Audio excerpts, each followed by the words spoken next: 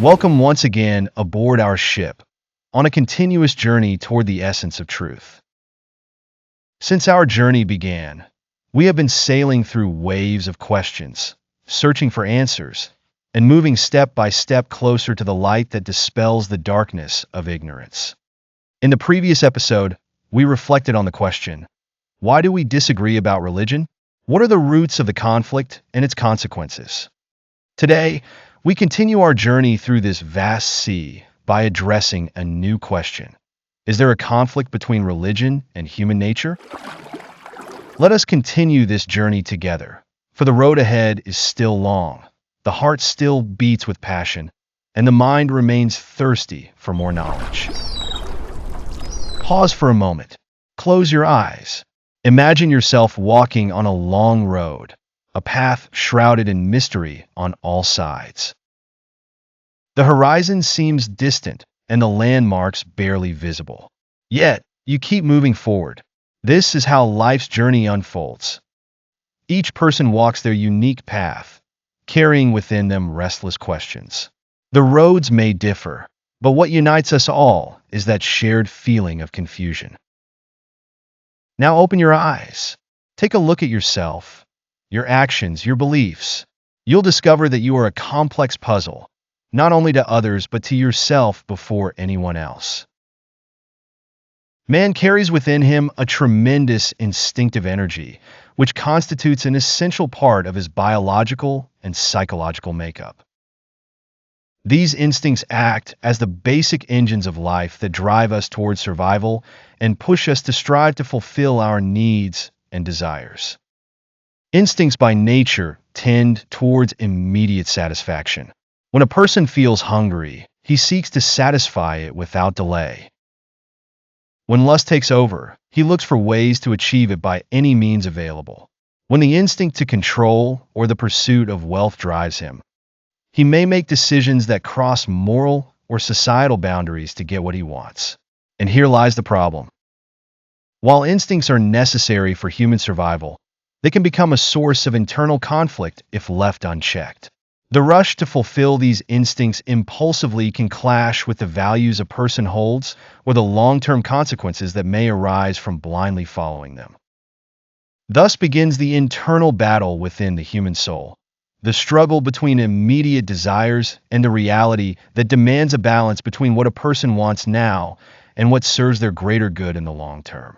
At the heart of this battle lies the mind. Reason is the tool that man has to organize and direct his instincts. It prompts man to pause before acting and pushes him to think about the consequences before making decisions. However, reason is not always the strongest in this equation. Imagine your body as a smartphone, a meticulously crafted device filled with capabilities and potential. It holds immense energy within, and your mind is the user. If the user is aware, if the user is wise, they will know when to press the buttons and when to leave them untouched. He will be able to understand how to strike a balance between running essential apps and closing apps that drain the battery unnecessarily. He will realize that no matter how powerful a phone is, it needs time to recharge. He will realize that the internal system of the device requires regular maintenance. But unfortunately, the mind is not always strong enough. Sometimes, under the influence of emotions or urgent needs, it weakens and sides with instincts at the expense of logic. And if instincts are left unchecked, chaos becomes the inevitable result. At other times, in an attempt to control these instincts, the mind may overcorrect and suppress them excessively, leading to internal repression and constant tension. This internal battle is not easy. It is an essential part of human existence. But the struggle does not stop there. Humans are not isolated beings. They live in a world full of things, events, and people.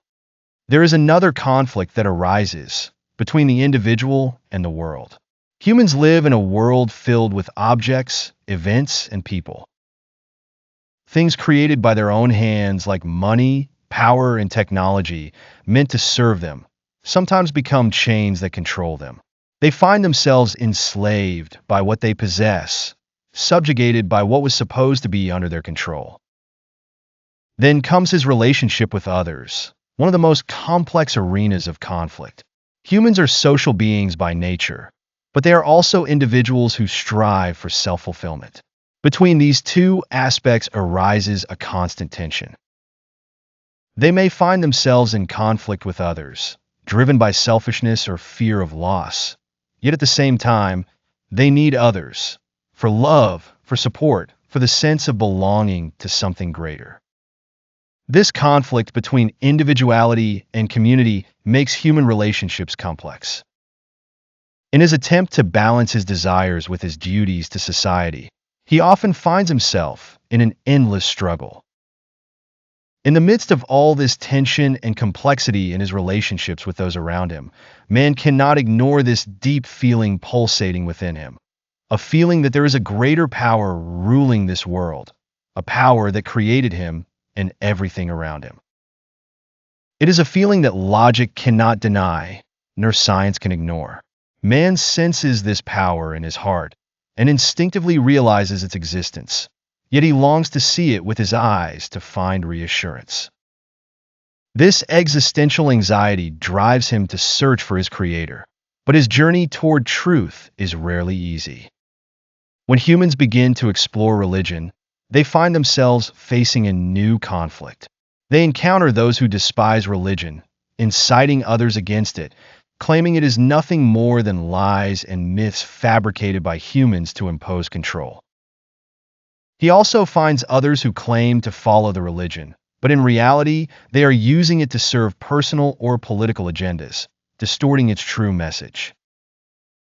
This conflict has preoccupied thinkers and scholars throughout history, pushing them to try to interpret it and offer suitable solutions. Yet, despite the depth of their ideas, most theories are filled with assumptions and lack practical answers that accommodate the diversity and differences among humans. For example, Aristotle, a Greek philosopher and one of the greatest thinkers in history, believed that balance is achieved through moderation, which means walking the middle path between excess and deficiency. However, he relied heavily on the human ability to train and practice to achieve this moderation, an assumption that is impractical given the differences in people's abilities and circumstances. Sigmund Freud, an Austrian physician and thinker and the founder of psychoanalysis, believed that the human psyche is not simple, but rather a constant battlefield between natural instincts, such as the need for pleasure and survival, and moral values derived from society. In this conflict, the mind attempts to act as a mediator to achieve balance. Freud focused on internal conflict, but did not offer practical solutions beyond trying to achieve a relative balance, which is difficult to measure or apply uniformly. Moreover, societal moral values are often subjective and inconsistent. How can they serve as a unified foundation for resolving internal conflict or regulating society? Societal moral values are usually a reflection of social, political, and economic conditions. When these conditions change, moral values also change, making them neither fixed nor stable enough to serve as a permanent reference. For example, during economic crises, behaviors such as fraud or theft are sometimes justified as a means of survival, even if they contradict moral values. Furthermore, societal values may intensify internal conflict rather than resolve it, as individuals may feel pressured or guilty if they cannot conform to these values. For instance, a person living in a society that glorifies material achievements may feel conflicted if their personal ambitions or abilities do not align with those values. Immanuel Kant, an 18th century German philosopher, relied on reason as an absolute reference for adhering to moral values, asserting that humans should follow the moral law that arises from within themselves. However, this law depends on the idea that humans are equal in their capacity for rational thought, an unrealistic assumption. While reason is the greatest tool we possess to understand the world, it is not infallible. Just as the eye needs light to function properly, the mind needs clarity in truths and stability in values to make sound decisions. If the values upon which reason depends are relative and ever-changing, the mind becomes prone to confusion, much like the eye is lost in darkness. Even Kant himself, despite his defense of reason, admitted that the human mind is limited and cannot go beyond the boundaries of sensory experience. David Hume, a Scottish philosopher and one of the leading figures of empirical philosophy, doubted the ability of reason to truly grasp causal relationships. He argued that much of what we consider rational is, in fact, derived from habit and experience. Similarly, Arthur Schopenhauer, a German philosopher, suggested that the will is the real driving force behind human beings, while reason is merely used to justify the actions and desires arising from this will. This makes reason susceptible to internal biases rooted in the will itself. Carl Gustav Jung, a Swiss psychologist and founder of analytical psychology, focused on the idea of reconciling with oneself and understanding the unconscious aspects of the mind, arguing that balance is achieved by integrating these aspects. However, this approach relies on an individual's deep understanding of themselves, which is difficult to apply universally. The behaviorists, such as B.F. Skinner, rejected the idea of internal conflict altogether. They focused on the idea that behavior is determined by reinforcement and punishment from the environment. However, this perspective neglects the role of free will and reason in decision-making. Viktor Frankl, an Austrian psychiatrist and philosopher, and the founder of logotherapy, advocated finding meaning in life as a way to regulate instincts and reason together. However, finding meaning is a highly subjective process that varies from one person to another and cannot be presented as a universal solution. Jean-Paul Sartre, a French philosopher and writer, and one of the pioneers of existential philosophy, emphasized human freedom and responsibility for one's actions. However, he overlooked the influence of psychological and social factors that can limit this freedom. From the above review, we find that, despite the tremendous efforts made by thinkers and scholars to understand the nature of human conflict, most of what they have presented remains theoretical and impractical. The reality we live in today reveals the limitations of these human attempts. All ideal theories and rigid laws have failed to address the root of the problem. Human beings still suffer from internal conflicts and societal wars. Statistics indicate a rise in global rates of depression and anxiety. The World Health Organization, WHO, reported in one of its studies that more than 280 million people suffer from depression, and these numbers are expected to increase with ongoing economic and social crises. Suicide has also become a serious global issue, with statistics showing that nearly 700,000 people die by suicide annually, which equates to one death every 40 seconds.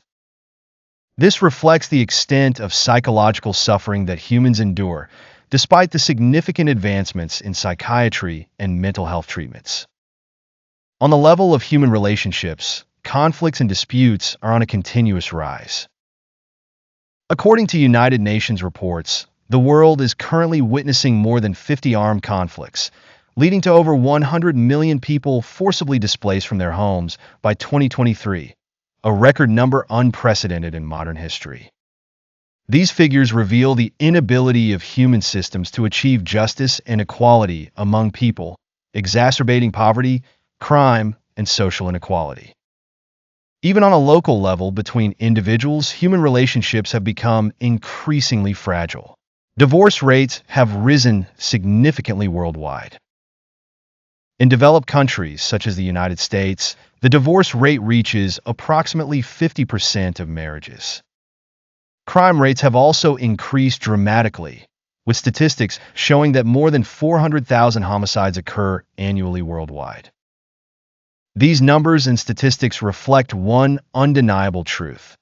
All human efforts alone are insufficient to achieve inner or societal peace. The primary reasons for this are as follows.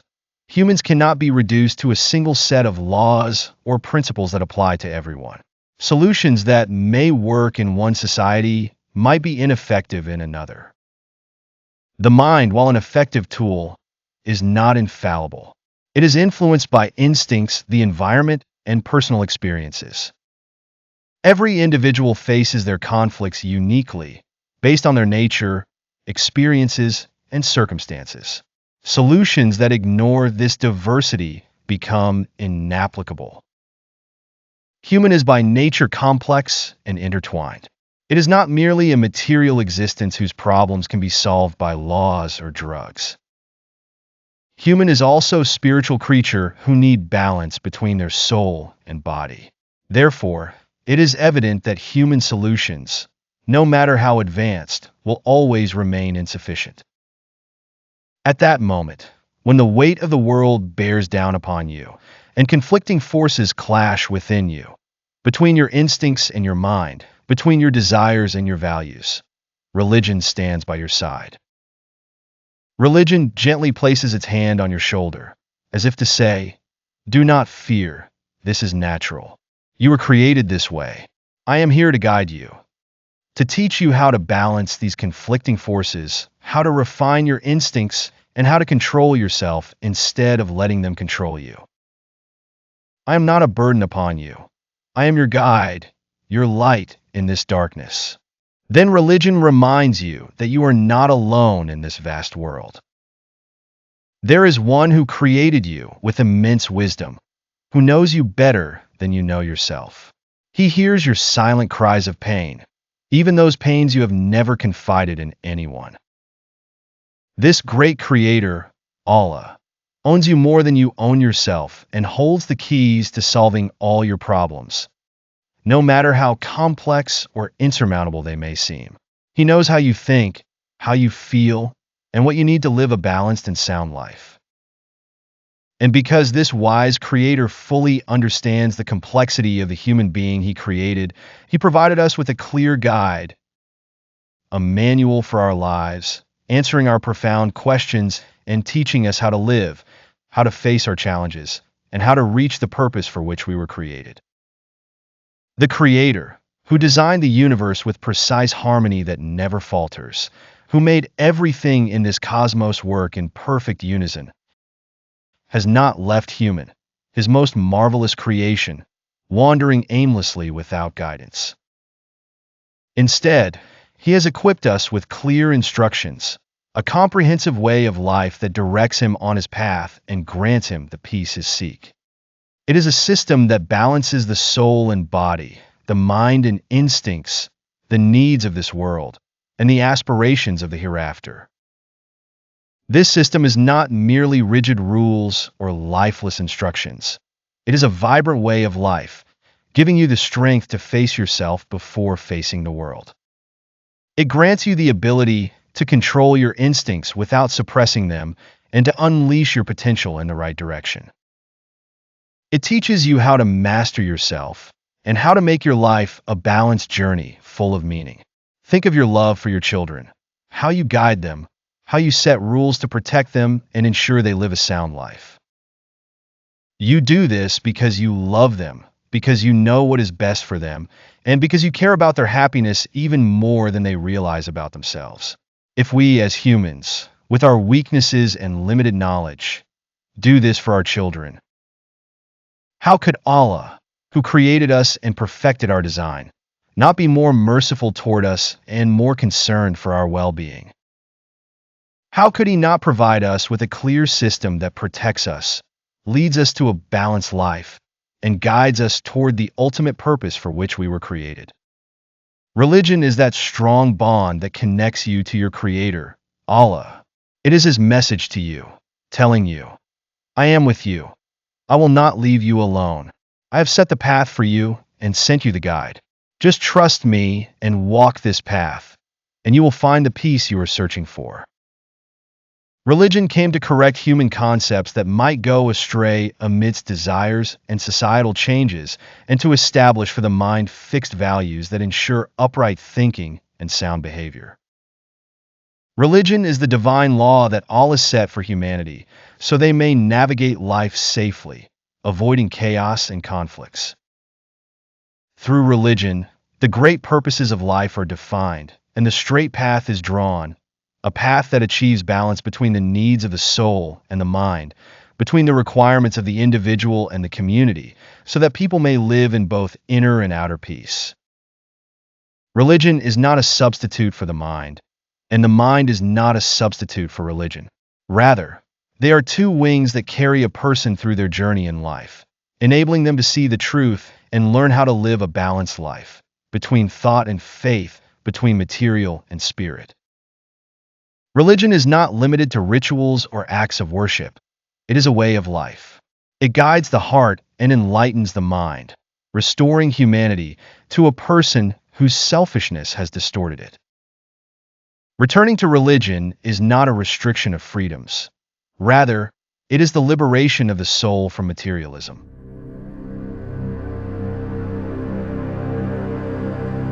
The Holy Quran is the final message from the Creator to the world, a magnificent book sent by the Creator to serve as a guide for humanity. It reveals to mankind the truth about themselves, the world around them, and the wisdom behind their existence. For example, the Quran speaks about the nature of humans and how they were created in a state of weakness. Allah says, "And human was created weak." This means that humans are weak when confronted with desires and trials. However, the Creator did not leave them in that state of weakness, but instead guided them to the path that strengthens them and helps them face life. Allah says, "And seek help through patience and prayer." This means that patience and prayer are the tools to strengthen humans. The Quran further explains the nature of patience. So be patient with gracious patience. This signifies patience without complaint or resentment. The Quran also teaches about the nature of life and the world. Allah says, "And such are the days of varying fortunes we alternate among the people." This means life alternates between ease and hardship, victory and defeat, joy and sorrow. Moreover, Allah made the path to patience easier by providing a simple solution. And seek help from Allah. This instructs believers to turn to Allah during hardships. Allah also says, "And when my servants ask you concerning me, indeed I am near. I respond to the invocation of the supplicant when he calls upon me." This verse reassures us that Allah is near and answers our prayers, even those unspoken pains that we keep locked away deep within. The Quran also assures us that this religion is the ultimate truth, and that the Quran we hold today has reached us in a manner beyond doubt. It was transmitted through tawatur, a method of mass transmission across successive generations, with connected and uninterrupted chains of narrations. This method has made the Quran a miracle of preservation, remaining pure and unaltered since it was revealed to Prophet Muhammad, peace and blessings be upon him, up until today. The Quran has not been subjected to distortion. There are no different versions, nor are there any missing or added letters. Allah says, "Indeed, we have sent down the reminder, and indeed, we will be its guardian." Many scholars, Orientalists, and philosophers have acknowledged and praised the way the Quran has been preserved. They admired the unparalleled accuracy with which the Quranic text has been transmitted across generations. This recognition has not only come from Muslim scholars, but also from non-Muslims who have studied Islamic history and the methods of Quranic transmission. Theodor Noldik, a prominent German Orientalist who studied the Quran extensively, acknowledged in his famous book, The History of the Quran, that the Quran has been transmitted through an exceptionally precise chain of narration. He stated that the tawatur method by which the Quran was transmitted is a unique phenomenon in the history of religious texts, and that the Quran has not undergone any substantial alteration since its revelation. Although he was not a Muslim, Noldik admitted that the efforts made to compile and standardize the Quran during the time of Caliph Uthman ibn Affan were meticulous, ensuring the preservation of the text as it is. Thomas Carlyle, the English philosopher and historian, wrote about Islam in his book on heroes, hero worship, and the heroic in history. He praised the preservation of the Quran and its unchanged text. He said, "The Quran is a unique book in its preservation over more than 1,000 years without undergoing any change or alteration. This purity of the Quranic text is the greatest evidence of its authenticity." Such statements from scholars and thinkers, both Muslim and non-Muslim, highlight the miraculous preservation of the Quran and its significance as a divine guide for humanity. Religion is not a human invention, as some may claim. From the very first moment of creation, humans have been surrounded by messages from the heavens, bringing them the light of guidance and showing them the path of righteousness. Just as the sun never ceases to send its radiance to illuminate the earth, the messages of Allah have never stopped descending to illuminate the path for humanity. These laws are not a product of the moment. They are an extension of the earliest divine messages, which began with Adam and continued with the procession of prophets. They serve as an eternal testament that Allah did not create us in vain nor leave us neglected. From the very beginning, He willed goodness and guidance for us. There was once a time when humanity was closely connected to its truth. People knew where they came from, why they were here, and where they were headed. They held within them a compass to guide them, a light that illuminated their way amid the darkness of life. But gradually, humanity began to drift away. It began to forget its ultimate purpose, preoccupying itself with appearances over essence, with means over ends. Over time, instincts began to lead the way and dictate decisions. The voice of reason retreated, and the voice of the soul was silenced amidst the noise of material life. This separation from religion, the guide for the journey, not only caused humans to lose sight of their Creator, but also led them to lose sight of themselves. They no longer knew how to deal with their instincts, their emotions, their relationships, or even the universe in which they live. Humanity lost its compass for understanding the world around it, and its steps became erratic, wandering in endless mazes. Its vision of life became distorted, and materialistic inclinations dominated, closing the doors of the soul.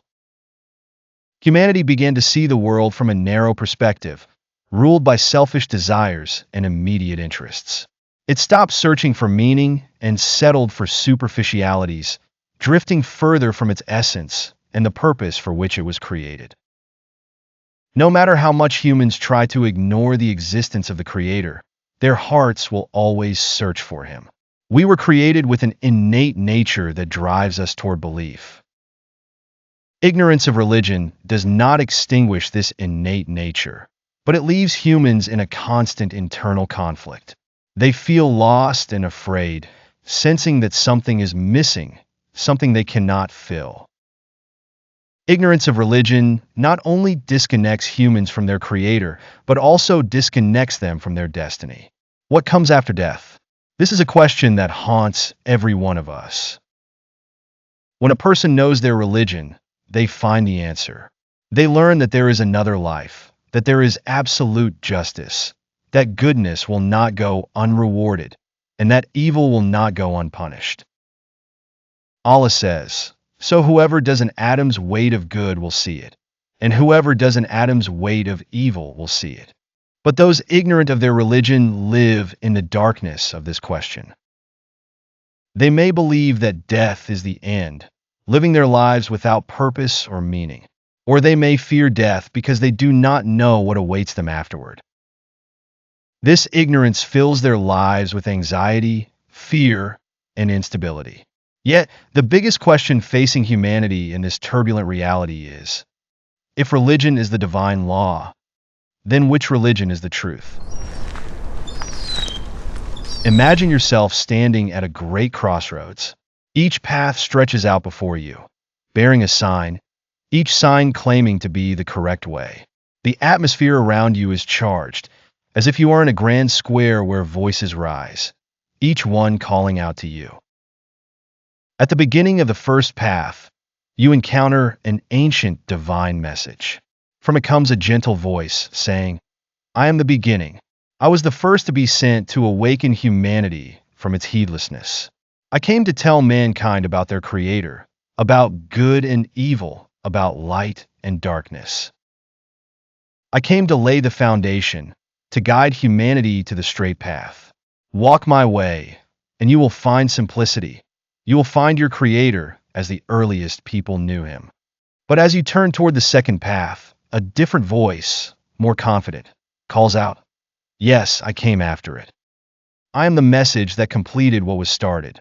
I came to correct the errors, to elevate humanity to a new level of understanding. I came to expand horizons, to tell mankind not only about their Creator, but also about themselves. I came to set forth a system that balances the soul and the body, worship and work. I came to give you a book that holds answers, a law that establishes justice and order."